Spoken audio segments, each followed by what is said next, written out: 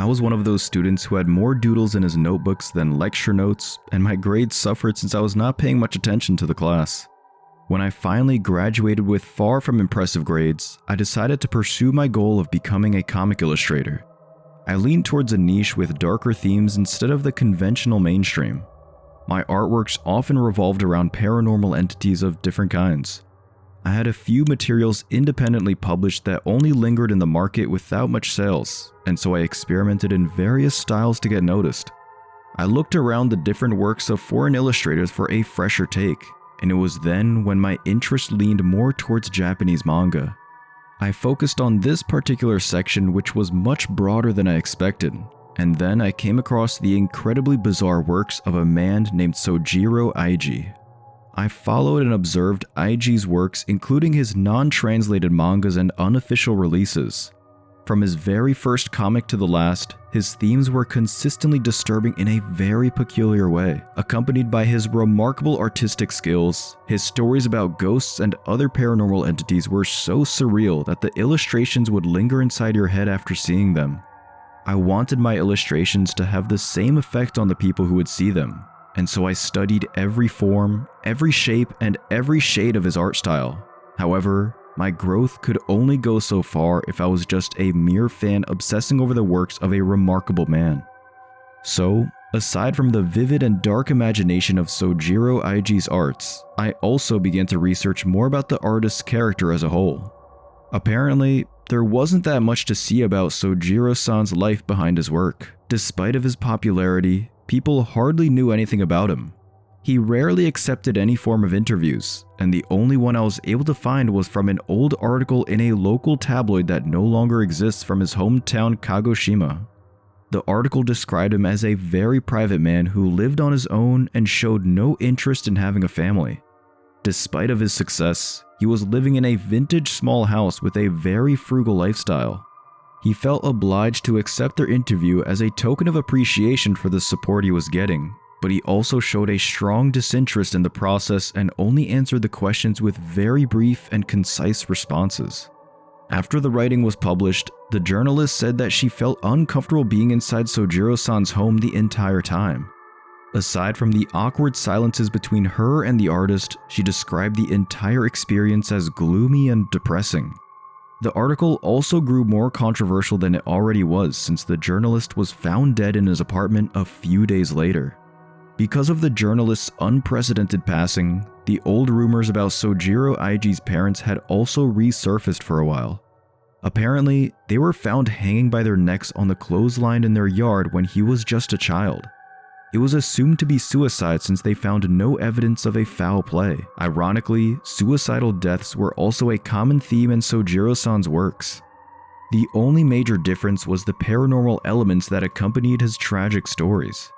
In his manga, the acts of suicide were deeply influenced by yurei, or ghosts who often drove their victims to madness or practically suck out every ounce of their willingness to live. These ghosts were recurring characters in his stories, and it became a signature of his work. There were only very few photos that I could find of Sojiro-san aside from the profile picture in the tabloid. He was rarely seen in public places, and the only other pictures of him that I saw online were the ones taken by fans who stalked him relentlessly. He remained shrouded in mystery despite of his popularity, and this just elevated my interest in knowing more about him even further. I started mailing him and dedicated my art style to pay my respects in his uniqueness and wavering theme. I was so dedicated in developing my skills through his works that I eventually learned how to write and speak Japanese. Fortunately, I actually succeeded in getting acknowledged by the artist that I admired the most. After almost 3 years of practically begging for attention, I finally got a reaction. I couldn't wipe the smile off my face when I received a mail from the master himself, and he personally invited me to see the very latest manga that he was working on.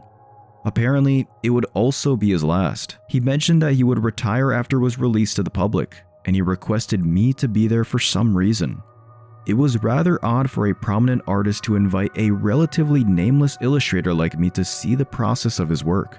It was one of the things that most artists would prefer not to share to anyone since their creative process is basically the secret of their trade, but it would also be foolish to question this opportunity that I wanted all along. Needless to say, I dropped everything I had at the time and booked a flight to Japan. When I arrived at his home in Kagoshima, I still couldn't believe that I was personally invited by the artist that I looked up to the most. He told me not to mention my visit to anyone. He valued his private life, and the least that I could do was to respect it. Sojiro-san was a very timid man who preferred not to express himself to anyone. I wholeheartedly thanked him for this rare opportunity to see his creative process, and he just nodded at me in return. He didn't even look me in the eyes and just invited me to enter his humble home. The home was well kept, but it was undeniably old. There were runs and tears on the tatami floor, and the missing panels on the wooden sliding door were roughly patched by a worn-down mattress. And unlike most of the artists I know who display their pieces with pride, his lifetime of artworks that were treasured by many were slovenly stacked on the shelves behind the piles of antiques like a stack of old newspapers. I didn't bother to ask him why he wasn't showing off his remarkable works. Truth be told, I was simply reluctant to ask any questions at all. His dim-lit home was indeed quite dreary like how the article had described it, but there was one particular thing that really bothered me more than anything else. I was deeply grateful for the opportunity that was given to me. Many people would kill to be in my shoes. However, ever since I arrived, there was an inexplicable feeling that I couldn't shake off. An unwelcoming atmosphere was pushing me out of Sojiro-san's dim-lit home, and it was not his cold behavior alone. My attachment towards dark themes was not based on my own imagination. Ever since I was young, I had the ability to see the spirits of those who passed. These encounters had become my reference for my early artworks and stories, and my career just grew from there. It was also one of the reasons why I was very attracted to Sojiro Eiji's imageries. His tragic tales that incorporated ghosts seemed to fall in the same path that I wanted to take. I did not expect that our references for the materials we used were more similar than I had imagined. His mangas and the ghostly characters in them were simply far too twisted and disturbing to be real. However, the heavy and unfriendly energy inside of his home was very similar to what I would feel whenever a spirit was around. Furthermore, it felt far more hostile than anything that I had experienced before. Sojiro-san took me into his office, and there I saw the rough illustration of a new menacing character that he would use in his last work. Instead of the yurei, a restless spirit, or a yokai, a living essence, the entity that he was trying to render at the time was that of an oni, which we referred to as a demon. I could already tell that this manga he was working on would be the most sinister piece that he would make. Few moments after a rather awkward chat, he finally told me the real reason why he invited me into his home. Since I have been copying his style for quite a while, my works had become the most similar to the actual thing when compared to anyone else. The artist himself had acknowledged the results of my efforts, and he wanted me to make the last few panels for his very last work. I initially could not understand why he would want me to meddle with his own piece, but it was then when I discovered the real reason why he would retire. Sojiro Eiji would take me under his wing until his final manga was complete. He wanted me to produce drawings that would be precisely and flawlessly identical to his, and I would be a ghost illustrator for the last set of images. I officially became a kohai, a student of the most talented yet most haunted man that I had ever known. Deeply grateful and profoundly perplexed at the same time, I asked him why it was necessary for the last panels to be drawn by another person. And the reason for this unconventional arrangement suddenly appeared right before my eyes while every inch of my body was completely horrified. Inside his barely lit room, across the table with stacks of sketches and full-size comic panels, hazy silhouette figures began to form around him. The recurring characters in his stories were real, and they were haunting him for almost his entire life. There was a female ghost with bloodshot eyes and a broken neck which made her head dangle loosely against her shoulder. In Sojiro-san's stories, this vengeful spirit haunted her victims until they hanged themselves to death. It was safe to assume that this yurei was the one responsible for the death of his parents, and she was holding a strand of string that was wrapped around Sojiro-san's neck as she stood right beside him. Another ghost only had his hand sticking out from the floor. His victims disappeared by pulling them into the shadows, and he was gripped to the ankles of the artist right where he stood. The third one was of a different kind. He was a yokai in the form of an elvish child that was sitting right on top of Sojiro-san's head. He would consistently whisper into his victims' ears their deepest regrets to live a life of misery.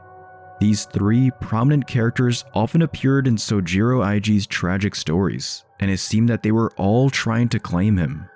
Even though I had a fair share of close encounters with paranormal entities, I was terrified beyond belief. I never could have imagined that a single person could be haunted by three ominous spirits at the same time. Each of them was far worse than anything that I had ever seen, but the worst one of all was yet to appear. Right behind the haunted artist, there was a vague shadow of a gigantic entity that was slowly manifesting its form. And just by the size of its silhouette alone, I could already tell that it was the Oni, or the demon. If the three spirits did not succeed in claiming Sojiro-san's life, the demon surely will. I was too frightened that I wasn't able to close my eyes that night. In the old room that I stayed in, I kept on watching every corner since one of the restless spirits might come to haunt me. On the following day, Sojiro-san began to train me. He was very strict and somewhat foul-mouthed whenever I did something wrong, but my concerns were merely trivial and insignificant if compared to his bitter fate. I kept on honing my skills until I captured every single stroke and dot. I wanted to help him in any way I can, but he did not want me to tell anyone about the situation. When he started seeing the image of the Oni, he knew that it was his time to go. Weeks had passed, and there was no single night where the spirits did not haunt him. This was his life all along, and perhaps he simply wanted to end it all. As the manga progressed, the image of the demon grew clearer and clearer. Roughly 3 weeks after training under Sojiro-san's supervision, the quality of my work had finally achieved a level that was able to satisfy him. A couple of days prior to the release of his very last manga, the Oni had revealed his terrifying form. His fangs were just as sharp as his horns. His big, bulging eyes, along with his blood-red face, looked over the artist as he drew the first few panels of the last chapter. When he sunk his teeth into his shoulders and disabled him to move, I immediately started what he trained me to do. I finished the final set of illustrations while enduring the horror and the sadness right before me. When the last panel was drawn and the publisher was informed, Sojiro Aiji disappeared into thin air, and I flew back home.